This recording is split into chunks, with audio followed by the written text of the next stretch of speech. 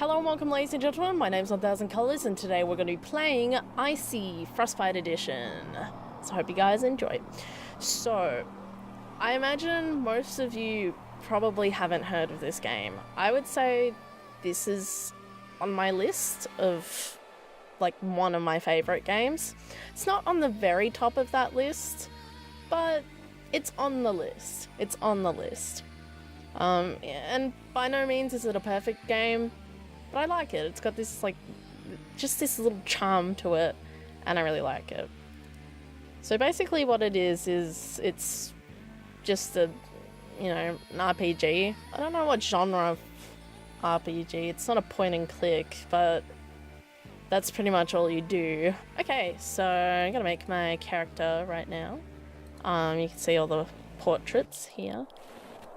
I did actually record this episode before, but I decided to scrap it because, I don't know, I got really drained by the end of it because I recorded it straight after Umbascard. The first episode was fine, but the second episode was like a bit and I was just like, oh, I need to start again if I want to redo it, so like I may as well. Alright, so I'm going to quickly do these. Alright. So I did it. So I picked this person, make sure she's female, because one, she looks cool, and I did all the stats because, you know, she's kind of an all-rounder. She's kind of good. She can do everything. She can't do everything super well, but she can do everything competently. So she's a pretty good fighter. Firearms and melee, she's like just below average to average, but, you know, she can hold her own, but she's best with the bow. It's kind of like a Katniss Everdeen type character. She's good at hunting, that's like a strong suit. Scavenging and exploration, not so much. Stealth, good with stealth. I thought it just fit the general overall theme. And athletics, if I had more points, I'd put more into athletics, but you know, so that's just what I got. So just basic athleticism. Athleticism. Yeah, I can't assign it anywhere, so I'm not going to. It has been 2 years since you lost your memory after a freak snowslide. Your saviors from that day are now your nomad family. Today is a day just like any other. You are out hunting in the forest with your companion and good friend Jerome. It's probably, I don't know why I picked this game. It's probably not the best idea that I play a game where I have to read out loud for the entire game. There's literally zero voice acting. I am reading the entire thing and doing all of the voices. So we'll see how that turns out, because it didn't turn out very well the first time I tried it. So it's probably a good thing that I'm redoing this and doing this all over again. Because that's the thing, I played the original version of this. The only Frostbite edition that I've played was like for the Let's Plays, and I think that was only a couple hours, and it was only just after the prologue, so I was only getting into it and learning it. And that can be really good for a Let's Play, but in my case, it wasn't very good, and it kind of hindered the experience.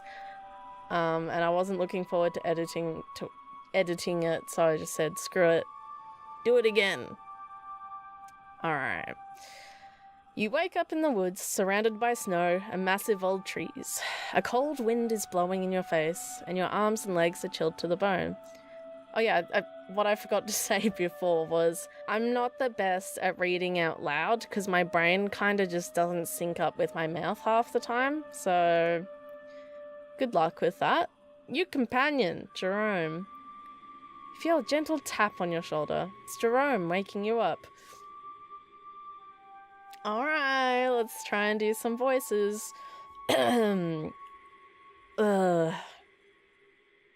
Wake up.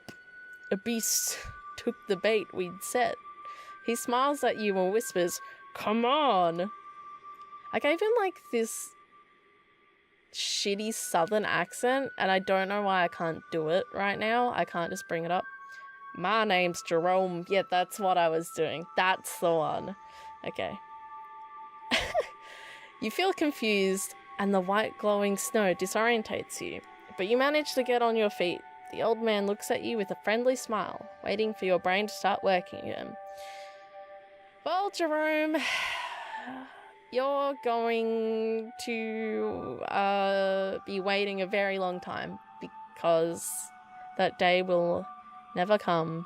This is dreadful. Okay, I'm not going to be a character that just bitches and whinges the entire time. Okay, just give me a second. I can barely feel my legs. Hurry up, we don't have all day. Just look at that majestic deer. Today might be our lucky day. You're damn right. I agree. It's been months since the last time we had deer. Let's get to a better position. Lured by your bait, the deer moves closer. It's a large beast, and it could provide food for your family for several days. So I could let Jerome shoot or do it myself, and I have 4. I think Jerome only has 3 points to using the bow, so I think I'm better than Jerome. No, I know I'm better than Jerome. So I'm going to use it. You raise your bow and whisper to Jerome, I'll take the shot.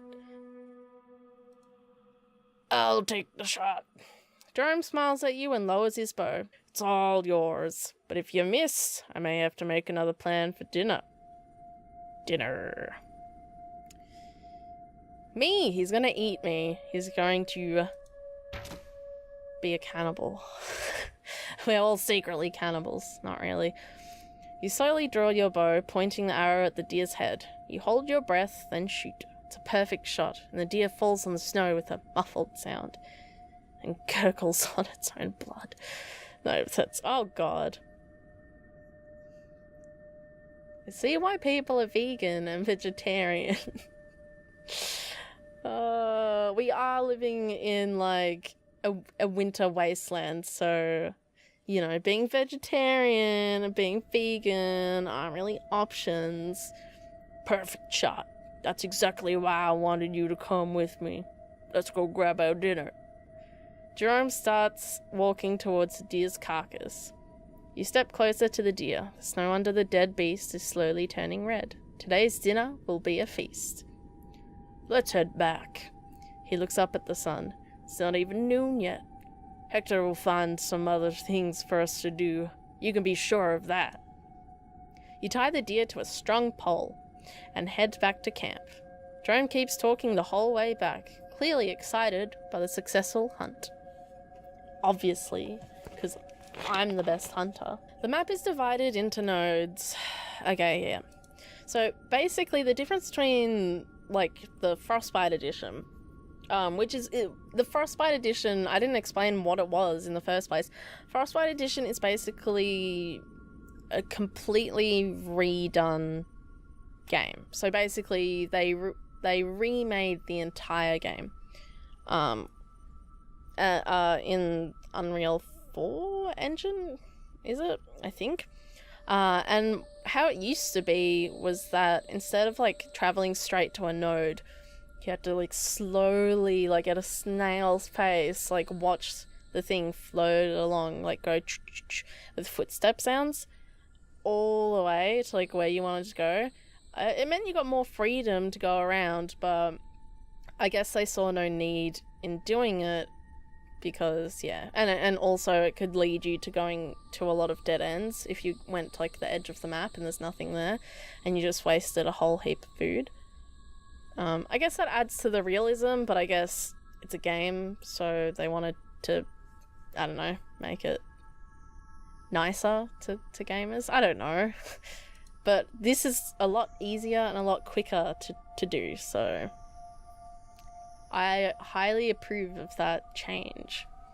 You can already see the tents of your camp. You follow Jerome, then drop the deer to the ground. Well, we're gonna eat deer for dinner. Jerome smiles and puts his hand on your shoulder. Well. Suddenly Goran appears behind you. You brought back a week's worth of food. Where are the others? Go. Others. I don't know why I was so shit then. Where are the others, Scorin? You see Hector coming out of his tent. He doesn't look too well. Oh, I don't know what voice to do for him. The original voice I did for him actually, like, was hurting my throat, so I'm not doing that. They're hunting south of here. You know Irma. She simply can't stand doing nothing. Ah ha ha, yeah. Irma, classic Irma. Not being able to do anything. I mean, not being able to do nothing. Yeah, I don't like Irma. Yeah, I'm going to address that he looks like he's on his deathbed. You don't seem very well, Hector. I'm fine. Hector coughs a couple of times before speaking again. It's just a cold. It won't kill me. Famous last words. Well, this deer isn't gonna butcher itself. Let's get started and maybe we'll have a time for another run. Leave that to me. I'm stuck here anyway because my ankle still hurts and all I can do is limp around. That's me, useless scoring. Go for another run. Try to get as much as possible. There's a long road ahead and I don't want to hunt every day. Let's stock up on food now while we can. Jerome looks at the sun. We have time, so I guess we could go for another one. I don't know what option. He should be mindful of his age. No, like he exercises like every day. Like he's been doing this every day. So I'd say he's about in his 50s. Like he's super physically fit. So he has a decade or so, a good decade or so ahead of him. I guess cold doesn't help. So maybe like a decade. And he looks like a snake. So he looks kind of cool. So, obviously there's no way anything bad could happen to him. Well, at least we won't get bored. Not with all those things to do. I guess it's better than... Nope. I'm Jerome. I guess it's better than nothing. But don't fall asleep again. I'm the old guy. I should be the one allowed to randomly fall asleep. I'm so funny. Come on, let's go. You take the lead this time. Alright, back to the forest, where we came from. Let's go to the forest. But first... not the one that I wanted to open. This is our diary. When you click on it, go into the woods and hunt for more. I don't think we had a diary in the first version of the game. So it was really hard. Oh no, I think they did have one. Yeah, I think they did have one, but I don't know. Everything looks better, so it's just a lot easier to keep track of everything. My inventory. So this is our inventory, equip it, blah, blah, blah. Everyone knows what an inventory is. I don't need to explain it. Don't need them to explain it to me. I only get 1 penalty point if I'm equipped with a bow. So... And those are the things that I get to use.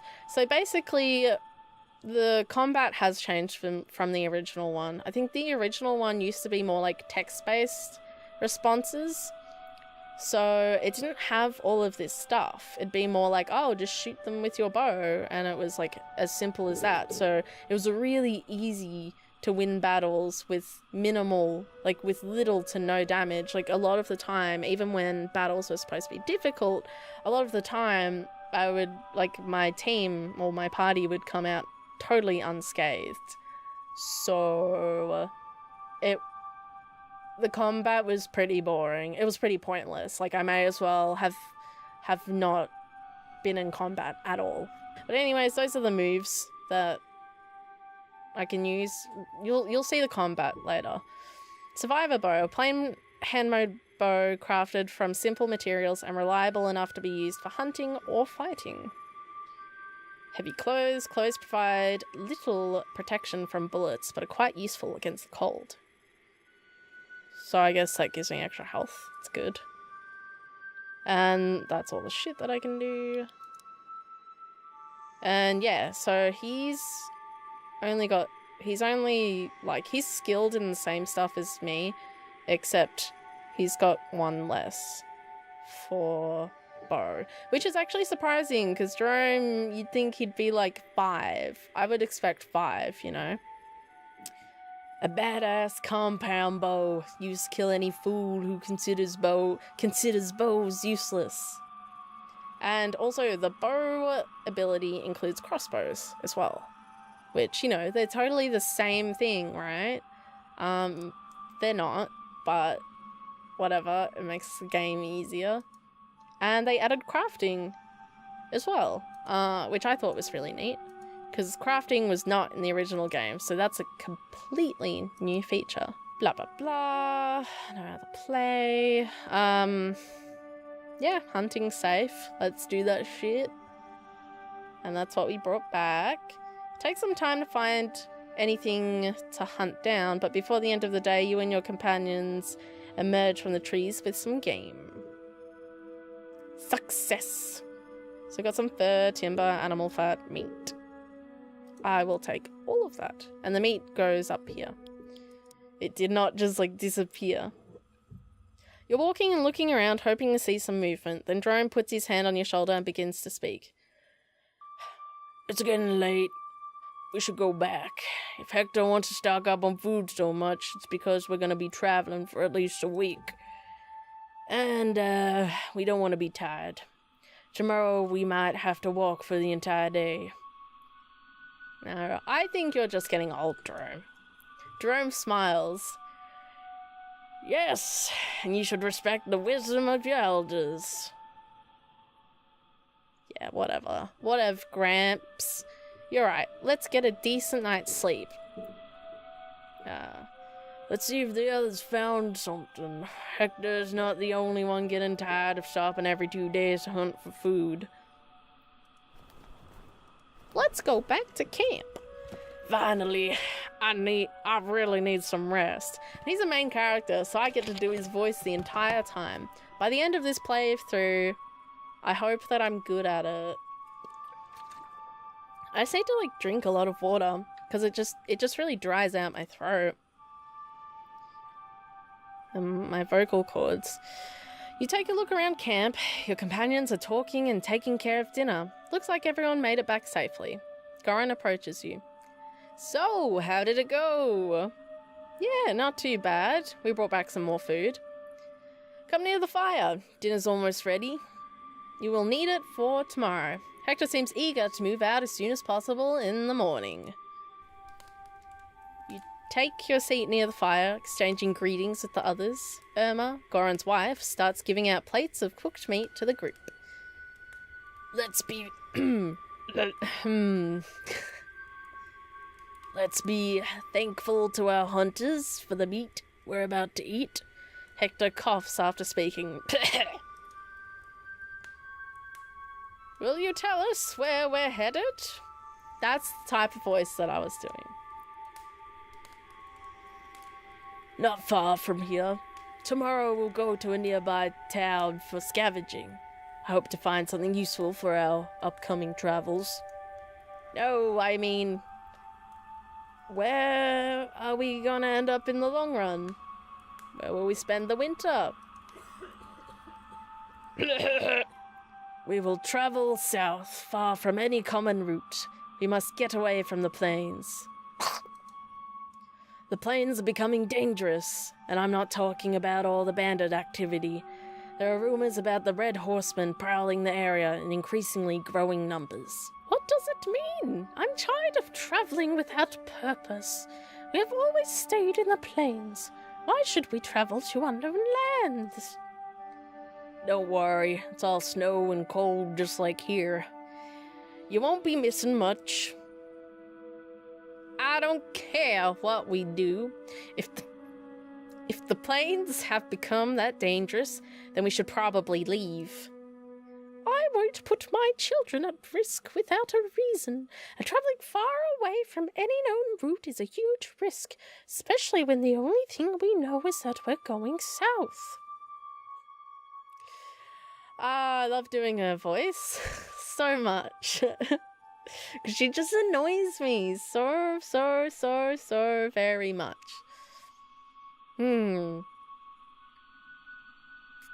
Nothing's no. Okay. Say nothing. No, I'm not gonna say nothing. I'm an extremely opinionated person. That's this character. She does not look like someone. Well, she kind of looks like someone who silently broods, but she also looks like someone who has very strong opinions, and just says what's on her mind. Let's not forget that I only have 1 cube in speechcraft, so I don't have a lot of social tact. That's my backstory. Hector's never wrong. Well, I mean, I don't know that. Hector could be wrong this one time. He's not, but, you know, I don't know that. I'll go with Hector's never wrong, though. Hector has never failed us. So if he says we're going south, we will go south. We'll go fucking south. He's no reason to get us killed. Irma? I have the right to know where me, my husband, and my children are going to end up. South is not enough. If I say something like don't question it, she's like, I am not listening to his opinions blindly, and I'm not a slave or something like that. And it's like, well, lady, if we stay here and we get caught, you will become a real slave. A slave for real. Not just, I'm not getting my way. More like you'll actually be a slave. There's no need to worry about this. You've already been south of here. Jerome turns to you. Do you remember where we found our friend? We're getting close to that area. Too bad I remember nothing of my life. No. Okay. Too bad I remember nothing of my life from before you saved me. Helpful, but at least you know the area. We should be fine. And what are we going to do next? Do we have a place to spend the winter? Or are we just running away from the plains without a real purpose? Look, lady, it doesn't matter right now. Our current purpose is to not get murdered.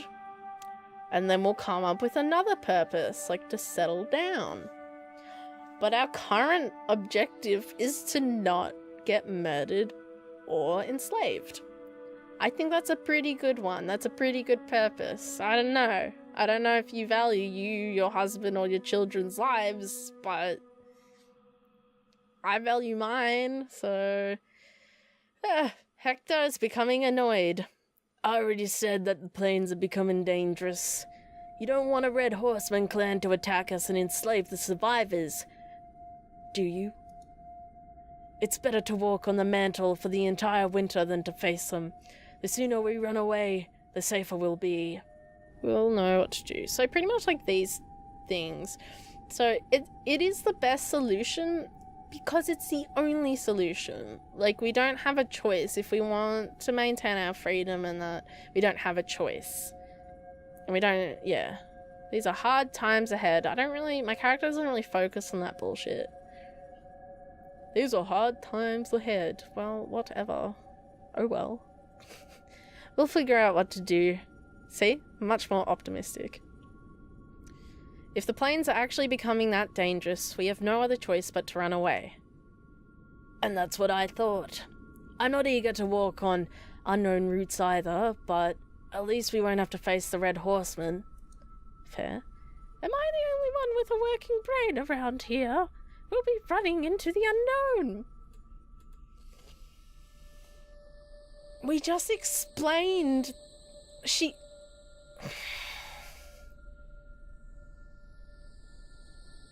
We just explained why why we're doing this without a plan. Like, we gave her a completely legitimate argument, a legitimate reason, and she's like, but we're still running into the unknown. Like, fuck off, Irma. I don't like her. Like, okay, I've done this part, I've recorded this part 3 times, and I've had the same reaction because she just pisses me off. It's not up to you to decide what's best for everyone. Sassy. The unknown is better than certain death. At this point, this is the safest choice. Yeah. Yeah, because no one ever got killed by not knowing what he was about to face. So, definitely get killed. Definitely get killed. Or maybe get killed. Definitely, maybe. Definitely, maybe. Which option would you pick? Do as you like, but I already know we're all going to regret this. Irma goes inside her tent before giving anyone the chance to say anything. Oh yeah, she's one of those people. She's one of those people who's like, checkmate, and then walks off. Or she is always right. She always has to be right. And when people keep arguing against her, she just bails. She's like, I'm outie. I'm not listening to this bullshit. I'll talk to her. I'm worried too, but facing the Red Horseman scares me even more. She will understand. Eventually. Hector coughs a little before replying. I hope so. I don't want to discuss this. Ever. Again. Nothing of importance happens for the rest of the evening. You eventually go to bed to prepare yourself for the next day. You wake up in the morning, hearing voices coming from outside. Hector and the others are preparing the plan for the day.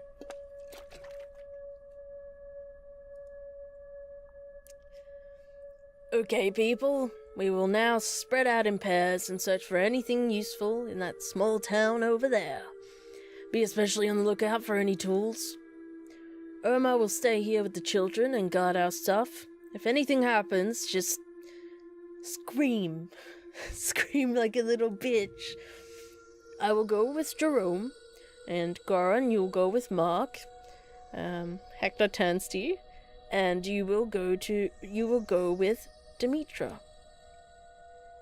I hope it won't be a waste of time. Goran puts on his backpack. I'm tired of seeing only empty buildings. Ask about the family needs. Do we need anything in particular?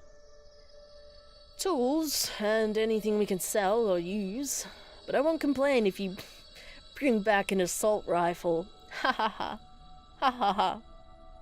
Fuck no. Ask about the area.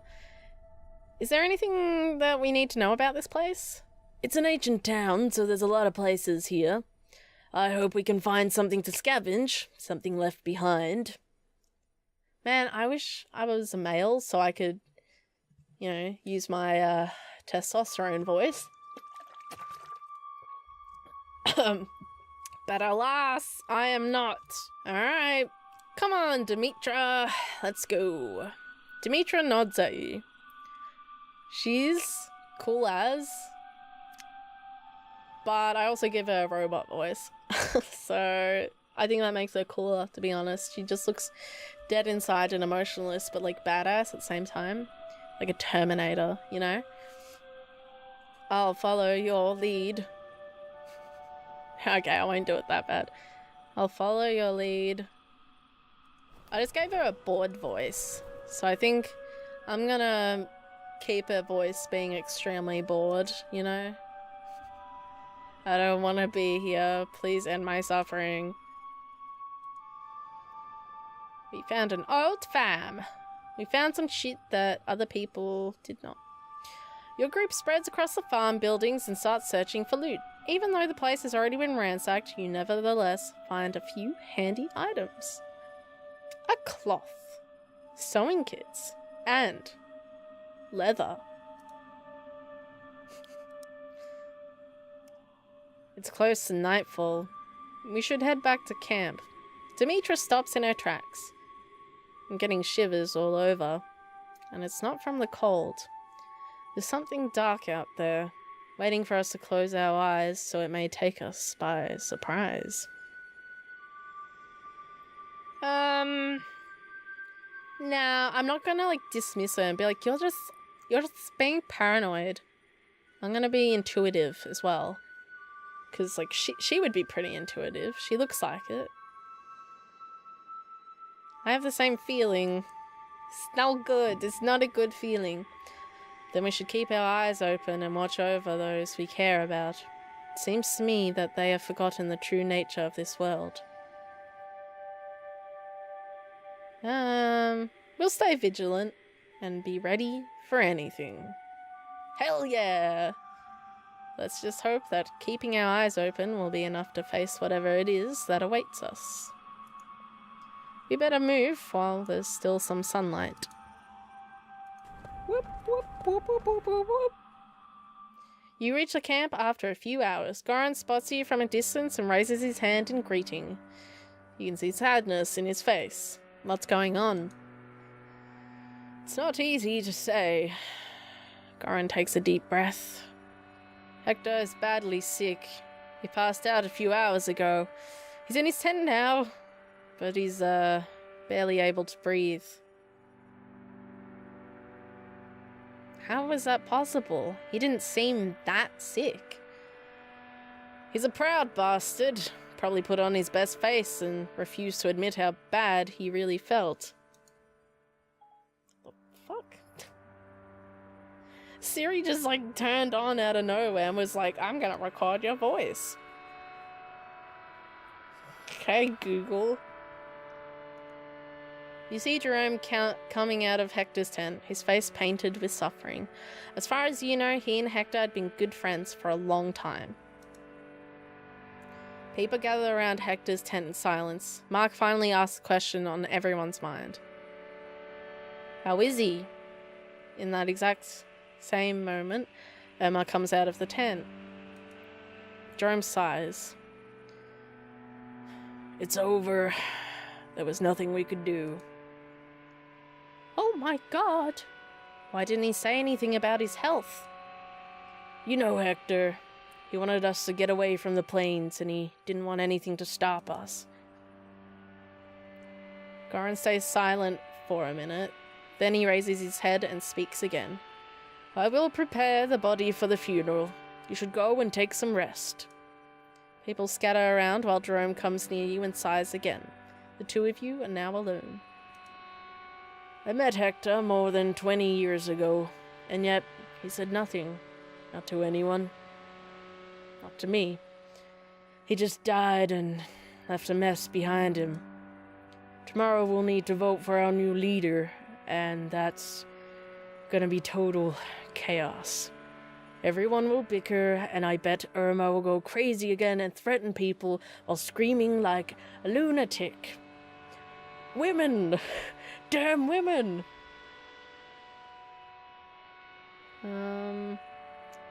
No, we couldn't have saved him.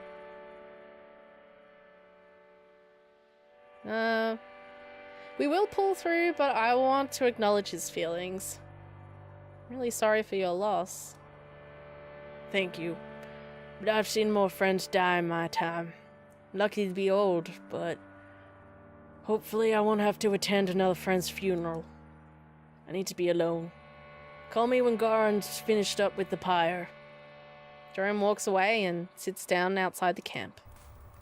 After some time passes, you're called by Demetra. Everything is ready for the funeral. Everyone gathers around a big stack of wood. After making sure that all are present, Goran throws a lit torch on the pyre, slowly setting it ablaze, shrouding Hector's body in a dance of bright flames. Jerome says nothing, but the sadness on his face is unmistakable. Oh, obviously, because he's one of his closest, oldest friends died. He just stands in front of the pyre and stays there even after everyone else is gone. You're tired, and so you proceed to your tent, hoping to get a decent night's sleep. but a terrible scream wakes you up in the middle of the night. You see strange lights through the fabric of your tent and hear the noise of hooves stomping the ground. There are also sounds of gunfire. So, we're under attack! Hell yeah! Perfect time to end the episode. I'm ending it on a cliffhanger. I'm sorry. But I love doing that shit, so... hate me all you want.